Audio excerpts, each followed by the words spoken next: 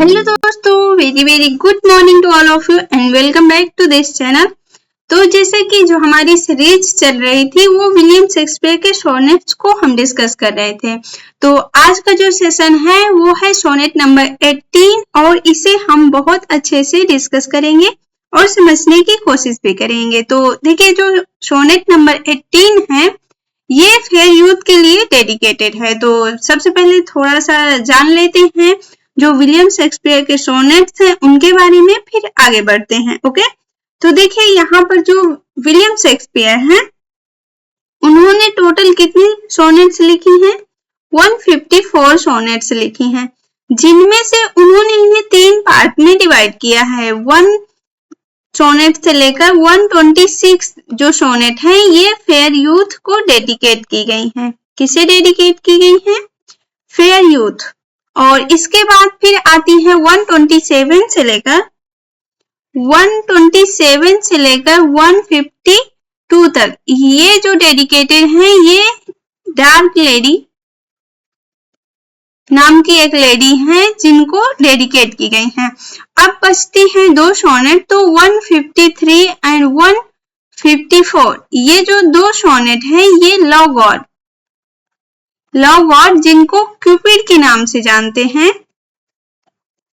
उनको डेडिकेट की गई हैं। तो इतना क्लियर हो गया होगा कि जो विलियम शेक्सपियर हैं उन्होंने कुल सोनेट्स जो लिखी हैं वो 154 सोनेट्स लिखी हैं। उनमें से 1 से लेकर 126 तक फेयर यूथ को डेडिकेट किए हैं, जो कि उनके बहुत ही अच्छे दोस्त, क्लोजेस्ट फ्रेंड आप कह सकते हो कि जो फेयर यूथ थे वो विलियम शेक्सपियर के क्लोजेस्ट फ्रेंड थे, उन्हीं को डेडिकेट किए हैं। और 127 से लेकर 152 डार्क लेडी, ये कह सकते हो कि इनकी ये बिलव्ड रही होंगी जिनके लिए इन्होंने ये सोनेट्स लिखी हैं।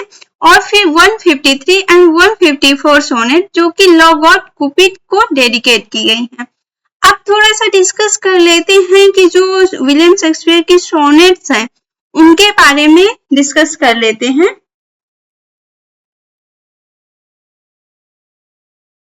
तो देखिए, जो विलियम शेक्सपियर हैं इनके जो सोनेट्स हैं उन्हें इंग्लिश सोनेट कहा जाता है या फिर कहा जाता है कि वो शेक्सपियरियन सोनेट भी कही जाती हैं। तो इनके लिए थोड़ा सा आप ये देखिएगा कि जो विलियम शेक्सपियर के सोनेट्स हैं उनमें ज्यादातर तो सबका पैटर्न जो होता है वो सेम ही रहता है, लेकिन कुछ ऐसी सोनेट्स हैं जिनका पैटर्न चेंज हो जाता है। तो जो सोनेट होती है विलियम शेक्सपियर की, जिनको इंग्लिश सोनेट्स के नाम से भी जाना जाता है या फिर शेक्सपियरियन सोनेट्स कह सकते हो, इस नाम से भी जानते हैं। तो जो सोनेट होती है शेक्सपियरियन सोनेट्स कह सकते हैं।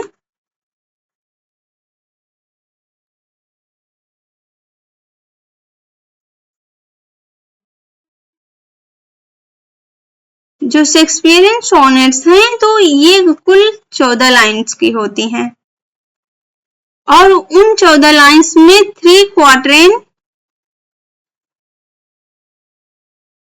प्लस 1 कपलेट होता है। अब देखिए, जो क्वार्टेन का यहाँ पर क्या मतलब है और कपलेट का क्या मतलब है। तो 4 लाइन के जो 3 स्टैंजा होंगे उन्हें 3 क्वार्टेन कहेंगे। ये इसे सिर्फ और सिर्फ क्वार्टेन कहेंगे। और इसी तरह से हम 3 बनाते हैं, 3 क्वार्टेन बनाते हैं। ओके, तो ये थोड़ा गलत हो गया। देखिए, ये यहाँ पर हम 3 क्वाड्रेंट्स के बारे में बात कर रहे थे और फिर लास्ट में जो 2 लाइन्स होती हैं उनको कहा जाता है कपलेट। तो ये कपलेट कहेंगे, जिसमें तो ये मतलब होता है कि जो राइटर है वो उन्हें समराइज करने के का काम करता है। जो कपलेट होती है उनमें जो बताने का मेन मकसद होता है वो रिजल्ट कपलेट में ही देखने को मिलता है।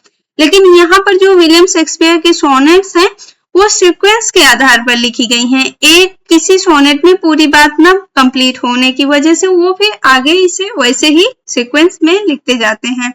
अब यहाँ पर हम राइमिंग स्कीम की बात कर लें तो जो विलियम शेक्सपियर हैं, इनके जो सोनेट्स हैं उनकी राइमिंग स्कीम सेम पैटर्न पर ही रहती है। तो देखिए जो राइमिंग स्कीम है, राइमिंग स्कीम की बात करूं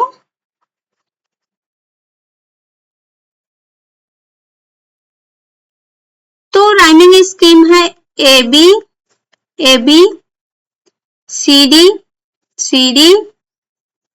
ई एफ एंड जी। तो जो विलियम शेक्सपियर की सोनेट्स होती हैं उनमें लास्ट में जी आपको ये ध्यान में रखना है, जिसकी वजह से हम इन्हें आसानी से पहचान पाएंगे। अब यहाँ पर इसको पब्लिश कब करवाया गया था? जो विलियम शेक्सपियर की सोनेट्स हैं तो इन्हें विलियम शेक्सपियर खुद तो पब्लिश नहीं करवाए होंगे, तो यहाँ पर इनको पब्लिश करवाने का काम थॉमस थॉर्पे करते हैं। उनका नाम है थॉमस थॉर्पे। और आप यहाँ पर देखोगे कि इनको जब पब्लिश करवाया गया था तो वो 20 में 1609 को पब्लिश करवाया गया था। 20 मई 1609 को थॉमस थॉर्पे इन सोनेट्स को कंपाइल करते हैं और फिर पब्लिश करवाते हैं। और सबसे बड़ी बात जो है, ये जो विलियम शेक्सपियर है इन सोनेट्स को, जो कि सोनेट नंबर 18 की बात करूं अभी, तो ये फेयर यूथ को डेडिकेटेड है। इससे पहले हमने ये बात कर ही ली थी कि कितने से कितने तक किस को डेडिकेट की गई है, लेकिन यहाँ पर जो सोनेट नंबर 18 है ये फेयर यूथ को डेडिकेट की गई है। जैसे कि 1 से लेकर 126 तक फेयर यूथ को डेडिकेटेड है, तो 18 नंबर उन्हीं के अंतर्गत आ जाता है। अब हम लाइन बाय लाइन एक्सप्लेनेशन को डिस्कस करने वाले हैं, जिसमें जो विलियम शेक्सपियर हैं वो ये कहते हैं कि जो फेयर यूथ है वो इमोर्टलाइज होने चाहिए, मतलब कि उनकी कभी भी डेथ नहीं होनी चाहिए और वो हमेशा हमेशा इस पृथ्वी पर जीवित रहने चाहिए, जिसके लिए उन्होंने इस पोयम में उनका कंपैरिजन किया है कई सारी चीजों से। और फिर बाद में ये बोलते हैं कि वो जो फेयर यूथ है वो मेरी जो पोयम्स है, मेरे जो सोनेट्स हैं, उनमें तब तक जिंदा रहेंगे जब तक कि ये मेरे वर्क्स रहेंगे। तो यहाँ पर यही मेन बात बताई गई है। और मैं थीम की बात कर लूं, यदि इसमें जो थीम यूज की गई है वो क्या है, देखिए जो विलियम शेक्सपियर का 18 नंबर का सोनेट है उसकी थीम है the stability of love and its power to immortalise someone. तो यहाँ पर फेयर यूथ को ही इमोर्टलाइज करने की बात कही गई है। तो अब लाइन बाय लाइन एक्सप्लेनेशन को डिस्कस कर लेते हैं। Shall I compare thee to a summer's day? Thou art more lovely and more temperate। तो यहाँ पर जो पोएट हैं विलियम शेक्सपियर वो कहते हैं कि मैं तुम्हारा, दी का मतलब होता है योर, मैं तुम्हारा कंपैरिजन जो है वो समर्स डे से करना चाहता हूँ या फिर मैं कर रहा हूँ। तो जो तुम्हारा ये कंपैरिजन है मैं वो समर्स डे से करूंगा। तो यहाँ पर देखिए जो यूरोप में होता है ना, उतनी समय वहां पर ना तो ज्यादा गर्मी रहती है और ना ही ज्यादा ठंडी रहती है। जो समर्स के डे होते हैं यूरोप में, मई का महीना देखो, तो वहां पर आपको ज्यादा ना ठंडी मिलेगी ना ही ज्यादा गर्मी मिलेगी, बहुत ही अच्छा मौसम रहता है। तो राइटर कहते हैं कि मैं तुम्हारा कंपैरिजन समर्स के डे से कर रहा हूँ। दाउ आर्ट मोर लवली, जो कि क्या होता है, बहुत ज्यादा लवली होता है,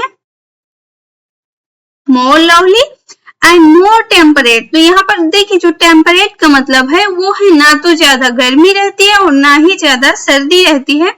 जो मौसम रहता है वो बहुत ही अच्छा, बहुत ही सुहाना रहता है।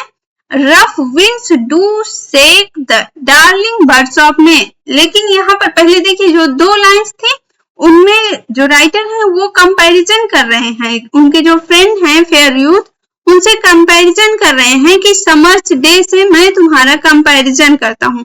लेकिन वहीं अगले ही टाइम वो अपने आप को चेंज कर लेते हैं, कहते हैं कि जो मई के महीने में जो कलियां होती हैं, जैसे सुबह सुबह आप देखोगे कि जो बर्ड्स होती हैं, डार्लिंग बर्ड्स रहती हैं, वो खिलती हैं, लेकिन उतनी समय वहां पर जो विंड्स चलती है वो बहुत ही ज्यादा तूफानी हवाएं चलती हैं, रफ विंड्स चलती हैं, जिनकी वजह से उन कलियों को क्या करते हैं, वो मुरझा देते हैं।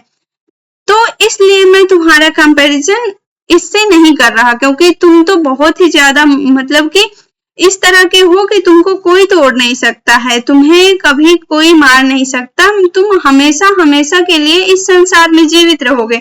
इसलिए मैं तुम्हारा कंपैरिजन इन बर्ड्स से नहीं कर रहा जो कि रफ विंड्स के चलने से ही सिर्फ मुरझा जाती हैं। And summer's lease hath all too short a date.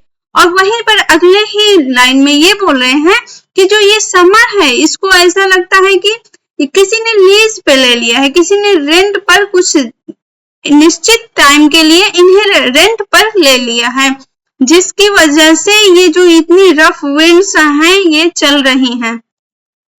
Sometime too hot, the eye of heaven shines। तो देखिए जो ये आई ऑफ हेवन है इसका मतलब है कि यहाँ पर सन की बात की जा रही है, तो यहाँ पर मेटाफर फिगर ऑफ स्पीच का यूज किया जा रहा है।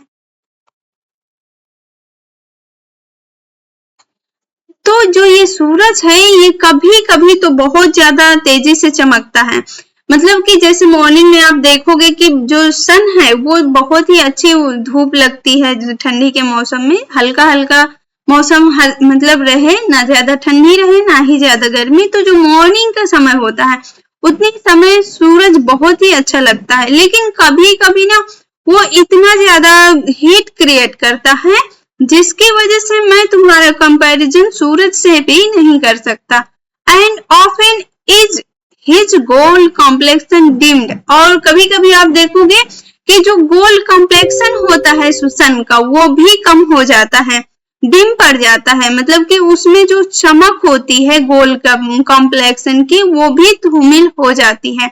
जब इवनिंग का टाइम आता है तो आप देखोगे कि सन जो है वो धीरे धीरे ढलने लगता है, जिसकी वजह से जो उसकी चमक होती है वो धूमिल पड़ने लगती है।